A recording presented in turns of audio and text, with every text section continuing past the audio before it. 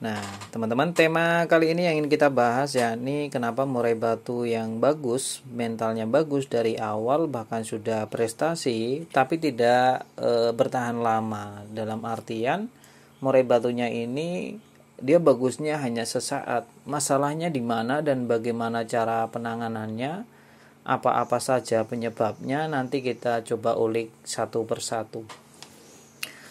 Jadi banyak banget. Bahkan orang di sekeliling kita, teman-teman, waktu masih muda, pastol burung ini bagus sekali. Itu banyak sekali ya. Begitu masih muda, burungnya selalu prestasi. Bisa dibilang menjadi murai batu yang kebanggaan. Akan tetapi ada fase tertentu, mungkin dari beberapa bulan kemudian murai batunya tidak ada kabar. Biasanya juga terjadi setelah mutasi atau pergantian bulu pertama setelah pastol tadi. Kenapa burungnya malah menjadi tidak bisa diatur, dalam artian yang dari nakalnya, yang dari tingkahnya tidak bisa memberikan kontribusi lagi untuk memenangkan di setiap perlombaan. Yang pertama, untuk penyebab-penyebabnya biasanya adalah karena ego dan ambisi. Pemiliknya tidak menggunakan metode Manpack yang keempat tentang ego dan ambisi. Dia mentang-mentang murai batunya bagus dan ambisi ingin selalu memenangkan, maka murai batu ini biasanya digeber terus-terusan. Padahal untuk murai batu yang apalagi muda ya, yang murai batu tua saja tidak boleh digeber asal-asalan. Harus menggunakan waktu ya, harus menggunakan strategi bagaimana agar kita bisa memenangkan di setiap perlombaan ya. Ini seperti balapan motor GP, teman-teman. Kalau kita hanya mengandalkan menang di awal 1-2 sesi ya, maka kita tidak akan pernah menjadi juara dunia. Kalau kita ingin menjadi juara dunia dalam artian keseluruhan, maka kita harus hati-hati dalam menjaga poin. Disinilah bentuknya untuk murai batu tadi. Kita tidak boleh sembarangan terus menggeber-geber. Maka yang terjadi murai batunya akan rusak. Murai batunya susah untuk dikendalikan. Murai batunya juga akan nakal. Hal-hal sekecil inilah yang nantinya akan berdampak buruk pada burung murai batu kita. Ya, murai batunya malah cenderung rusak. Jadi untuk melombakan burung murai batu ya, yang biasanya seminggu sekali, cobalah untuk melombakan cukup 1 bulan sekali. Karena murai batu semakin jedanya lama semakin bagus. Ini untuk murai batu yang masih bisa dikontrol. Karena untuk faktornya juga akan tinggi dan bagus saat ketemu musuh, juga dia akan mengeluarkan materi dengan tekanan-tekanan. Beda cerita ketika murai batunya kita terus-terusan kita lombakan setiap minggu tanpa memikirkan kondisi burung murai batunya. Bahkan murai batu yang masih kondisi, contohnya dia masih berak kapur dengan bau menyengat, kita tetap lombakan, maka ini akan berdampak buruk pada kelangsungan murai batu kita ke depannya.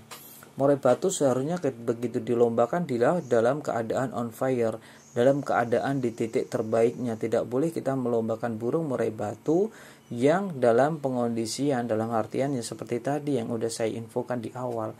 Murai batu masih tahap pengondisian, pencernaannya belum bagus, tapi kita lombakan dan kita paksa untuk lomba hanya mengikuti ego dan ambisi. Ini yang nantinya akan membuat murai batu kita tidak ada kabar lagi di masa dewasanya. Pasti banyak banget orang-orang di sekeliling kita, bahkan murai batunya dulu waktu muda sering juara, sering berprestasi. Bahkan murai batu muda seharusnya ikut kelaskan di murai batu muda, tapi itu sudah diikutkan di kelas dewasa. Nah, disinilah letak kehancuran atau mulainya murai batu tadi untuk tenggelam namanya. Sedikit sekali murai batu yang mampu lolos dari orang-orang ambisi, itu berarti benar-benar murai batunya memang bagus sekali. Kalau ada murai batu yang muda meskipun digeber itu pasti ada masanya. Sebagus apapun biasanya juga pasti akan rusak ketika fasenya tidak tepat. Contoh, ketika kita melombakan terus menerus dengan ego dan ambisi, wah minggu-minggu kemarin juara terus, masa ini nggak juara terus dilombakan, padahal murai batunya masih dalam keadaan pengondisian, murai batunya dalam keadaan yang kurang bagus.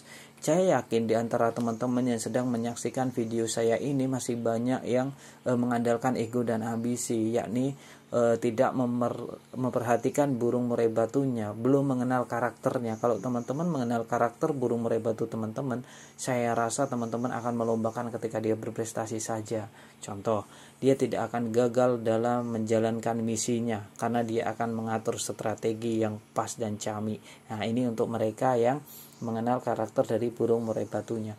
Untuk mengenal karakter dari burung murai batu kita itu tidaklah mudah, dan hanya orang-orang terpilih yang mampu merasakan chemistry, ikatan batin antara pemilik dengan murai batunya.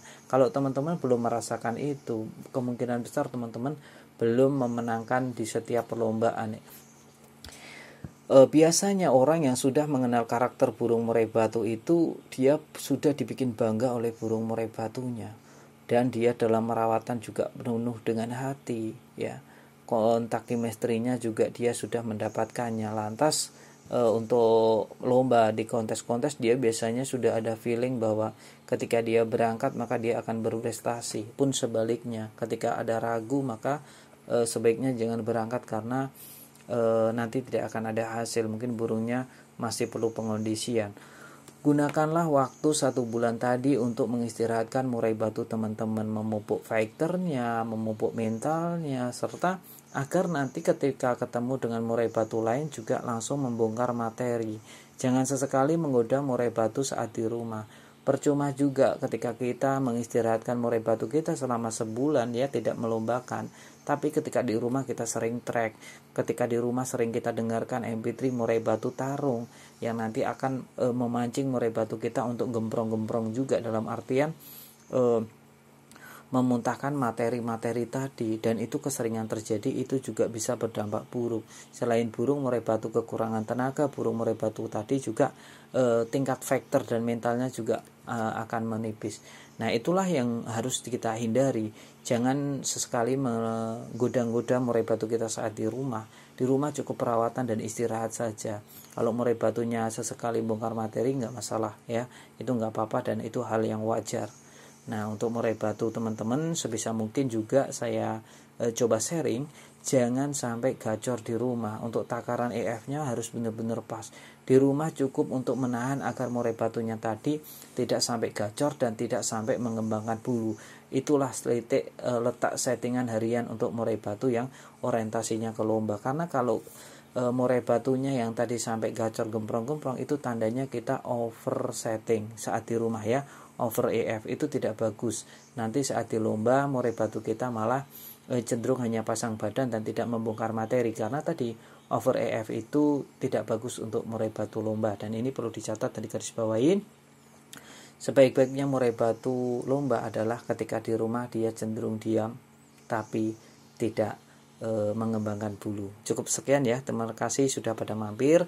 Jangan lupa di subscribe, terus buka-buka konten yang lain juga, karena banyak banget, ya, yang perlu kita hindari, yang harus kita lakukan untuk murai batu lomba. Perlu dicatat teman-teman sebelum kita mengakhiri video ini, bahwa video ini sebenarnya ditujukan untuk mereka agar lebih waspada untuk menjaga murai batunya. Tapi kembali lagi ke teman-teman semuanya, mau dijalankan silakan, enggak juga enggak apa-apa. Yang jelas saya cuma berpesan murai batunya dijaga baik-baik, jangan sampai rusak, ya. Dan perlu dicatat juga, setiap murai memang memiliki karakter yang berbeda-beda. Jadi setiap perawatan tidak perlu diperdebatkan antara satu dengan yang lainnya.